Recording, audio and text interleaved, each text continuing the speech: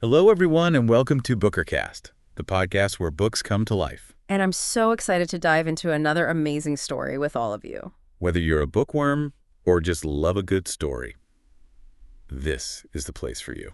Every episode, we explore incredible books, talk about their stories and characters, and share insights that'll make you fall in love with reading all over again. All right, let's not keep you waiting any longer. Get comfortable, and let's jump right into it. Sounds good. All right, so are you ready?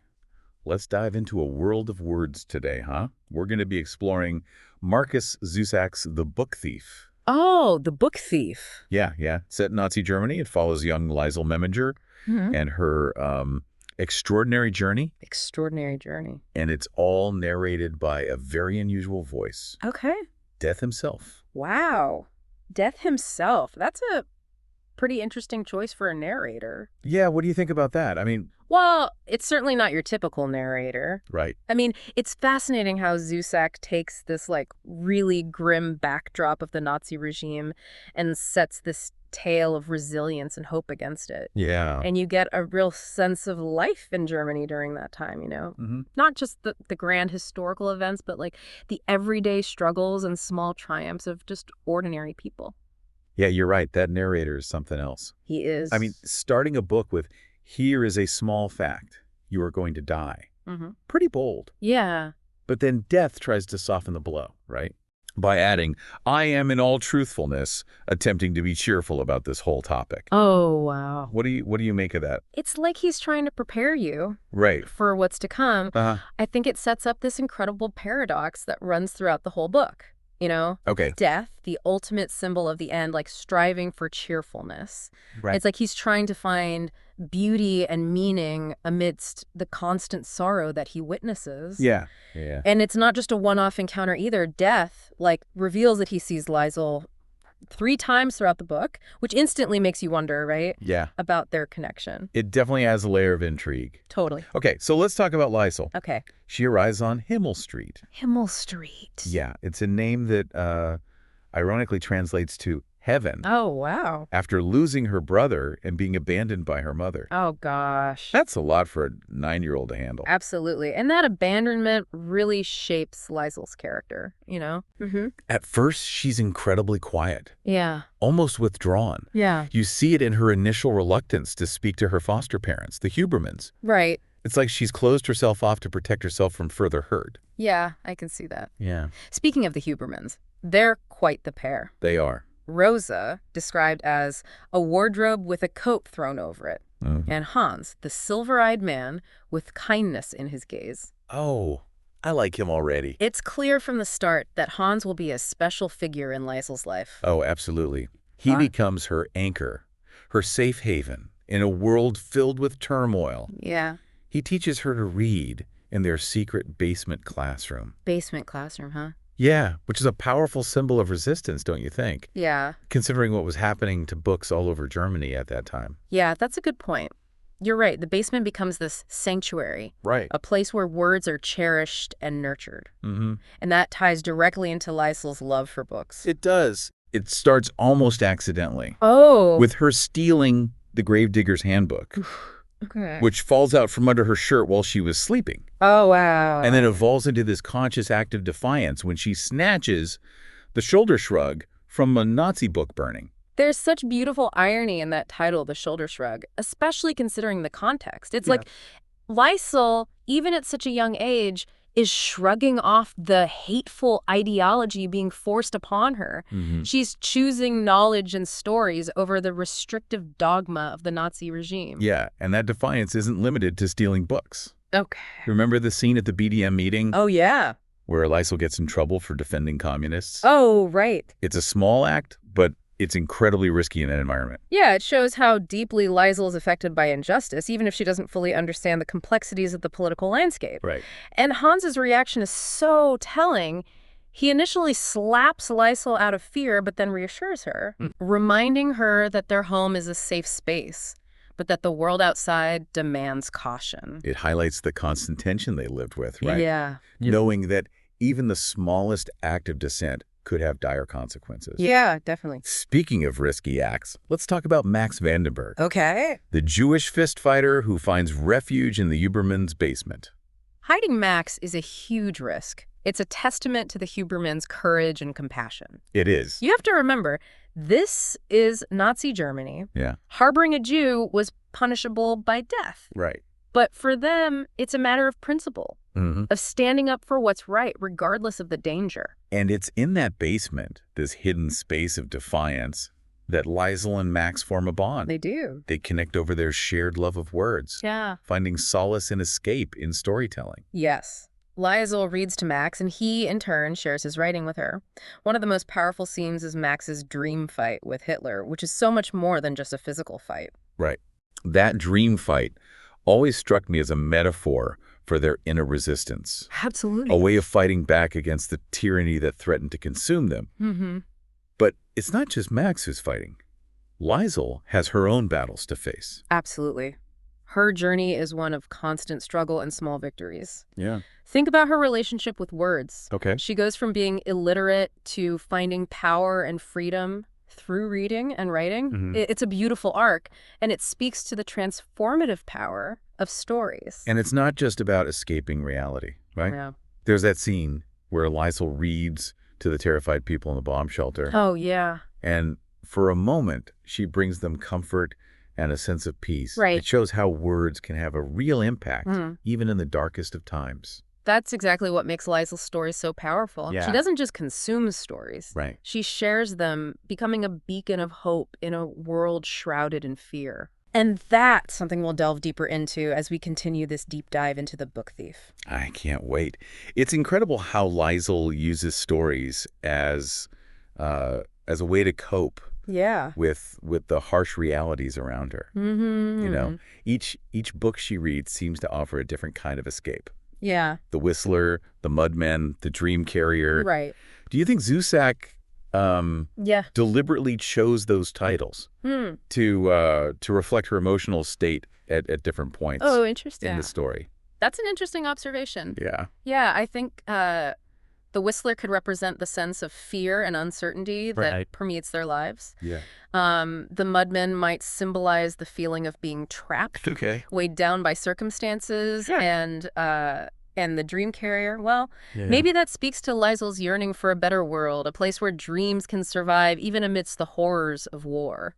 It's like each book becomes a mirror, right? Yeah. Reflecting her inner struggles and aspirations. And remember, she's not just reading. Right. She's writing her own story, too, down in the basement. Oh, that's right. It's almost as if she's creating a counter-narrative to the propaganda that's being spread by the Nazis. Absolutely. Liesel's act of writing is incredibly powerful. Mm-hmm. In a world where words are being twisted and manipulated for evil, Right. she's reclaiming language as a tool for truth and self-expression. Right. It's a testament to the enduring power of stories to shape our understanding of ourselves and the world around us. And it's not just Liesel and Max who find solace in stories. Yeah. Remember Rudy Steiner, Liesel's mischievous best friend? Oh, Rudy. He's constantly creating his own narratives, whether it's pretending to be Jesse Owens Oh, yeah. or pulling off one of his stupid acts, as Death calls them. Right. Rudy's character is so complex. He is. On the surface, he's this energetic, impulsive boy, always trying to get Liesel's attention. Right. But beneath that playful exterior, there's a deep well of kindness and a longing for something more than the restrictive world that the Nazis have created. Yeah. His admiration for Jesse Owens, Right. a black athlete A black athlete. who defied Nazi ideology At the Olympics. at the Olympics, yeah, speaks volumes. It does. It shows that even within the Hitler Youth, there were cracks in the facade, glimmers of individual thought and rebellion, Right. Absolutely. and his unwavering loyalty to Liesel, Yeah. even when she pushes him away, is incredibly touching. It is. It's impossible not to feel heartbroken knowing the tragic fate that awaits him. Yeah. Rudy's story, Mm-hmm. like so many others in the novel, Right. highlights the innocence lost in a world consumed by hate. It does. He represents a generation robbed of its childhood, forced to navigate a reality that demanded conformity and obedience. It's true. And Zusak doesn't shy away from showing the devastating consequences of that reality. No, he doesn't. The bombing of Himmel Street is a turning point in this story. Yeah. It's a stark reminder that war doesn't discriminate. No. It touches everyone, even those living on a street named Heaven. Right. I'll never forget that chilling line from Death. Oh, yeah. No one wanted to bomb Himmel Street. No one would bomb a place named after Heaven, would they? Haunting, isn't it? It's a haunting question that exposes the absurdity of war, the arbitrary nature of destruction, Yeah. and the aftermath is devastating. Yeah. Liesel emerges from the rubble to find her world shattered, Right. her foster parents gone. It's almost unbearable to imagine the pain and grief she must have felt. It is. And yet, amidst that devastation, Yeah. there's a glimmer of hope. Oh. Liesel finds the book she's been writing about her life, Oh, wow. a testament to the enduring power of stories, even in the face of unimaginable loss. And it's Ilse Hermann, Ilse Hermann. Mayer's wife, Yeah. who steps in to offer Liesel solace and support. She becomes a surrogate mother figure for Liesel, She does. providing a space for her to grieve and heal. Yeah. It's a beautiful, understated relationship built on shared understanding and a quiet appreciation for the power of words. And it's in Ilse Hermann's library, Yes. surrounded by books, Right. that Liesel begins to truly process her trauma. Mm. She reads The Last Human Stranger, The Last Human Stranger. a title that speaks to her profound sense of isolation and loss. Yeah. And she continues to write, filling page after page with her own story, her own truth. That act of writing becomes her lifeline, a way to make sense of the chaos and loss she's experienced. Right. It's a testament to the resilience of the human spirit, Hmm. the ability to find meaning and purpose even in the darkest of times. Yeah. And it brings us back to the unique narrative perspective that Zusak employs in this novel, Death as the Storyteller. Oh, I'm so glad you brought that up. Yeah. It's such a bold choice, and it works on so many levels. It does. What do you think Zusak was trying to achieve by having death narrate the story? I think it challenges our perceptions of mortality, Okay. of what it means to live a meaningful life. Mm-hmm. Death, typically a figure of fear and dread, is presented as an observer, a Right. chronicler of human lives. Right. He's not malicious, not judgmental, just present. And he seems oddly relatable, He does. struggling to cope with the horrors he sees. Yeah. Remember how he talks about being drawn to colors as a way to distract himself Right.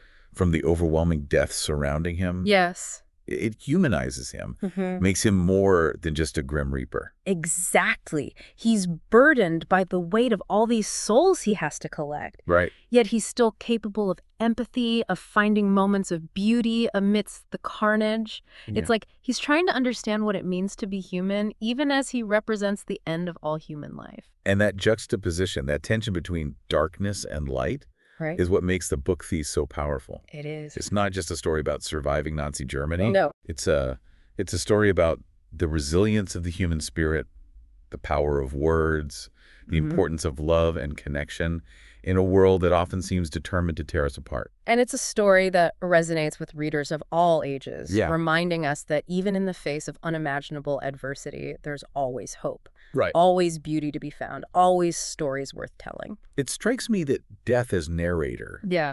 gives us this unique outsider's perspective on humanity. Right. He's witnessing these incredibly intimate moments Yeah. of joy and despair, Right. but he's not bound by the same emotional constraints as humans are. That's a great point. Yeah. He has this detached yet strangely compassionate view. Right. It's like he's simultaneously observing and trying to comprehend the complexities of human emotion. Right. He sees the beauty, Yeah. the resilience, but also the capacity for cruelty and destruction. And that brings us to Liesel's final encounter with death. Oh, okay. We learn there's a rumor about her walking fully clothed into the river, murmuring something strange. Oh, wow. It's such a cryptic image. It is. What do you think it signifies? It's open to interpretation, but I think it speaks to Liesel's need to cleanse herself of the trauma she's endured. Okay. The river, in many ways, Yeah. symbolizes both life and death, a constant flow that washes away the past. Right. Perhaps it's her way of letting go, Mm-hmm. of finding some semblance of peace after all the loss she's experienced. It's a powerful image It is. that stays with you long after you finish the book. Yeah. And it makes you reflect on the different ways we as humans grapple with grief and find meaning in our lives. Absolutely. And I think that's what makes The Book Thief such an enduring work of literature. Yeah. It's not just a historical novel, it's a story about the human condition. Right. About the power of words to heal, to inspire, to connect us, even in the darkest of times. So as we reach the end of our deep dive, I'm Yes. curious to hear your final thoughts. What resonates with you most about The Book Thief? For me, it's the message of hope that shines through despite the bleak backdrop of war. Liesel's journey, her love for words, her acts of defiance, they all point to the resilience of the human spirit, and they remind us that even in the face of unimaginable adversity, there's always beauty to be found, always stories worth telling, Right. always a reason to keep fighting for a better world. Beautifully said. Thank you. And for our listeners, we leave you with this. What small acts of defiance or kindness can you find in your own life? What stories do you carry within you that are worth sharing? Remember, like Liesel, we all have the power to create light in the darkness, to make our voices heard, and to leave a mark on the world, one word at a time. That's a good one. Thanks for joining us on this deep dive into The Book Thief. And that's a wrap for today's episode of Bookercast. We hope you enjoyed diving into it as much as we did. Thank you so much for spending your time with us. Your support means the world, and we can't wait to hear your thoughts on this episode. Don't forget to subscribe, hit that like button, and share this episode with your fellow book lovers. And let us know your thoughts in the comments below. We love hearing from you. See you in the next deep dive. Bye for now, and happy reading.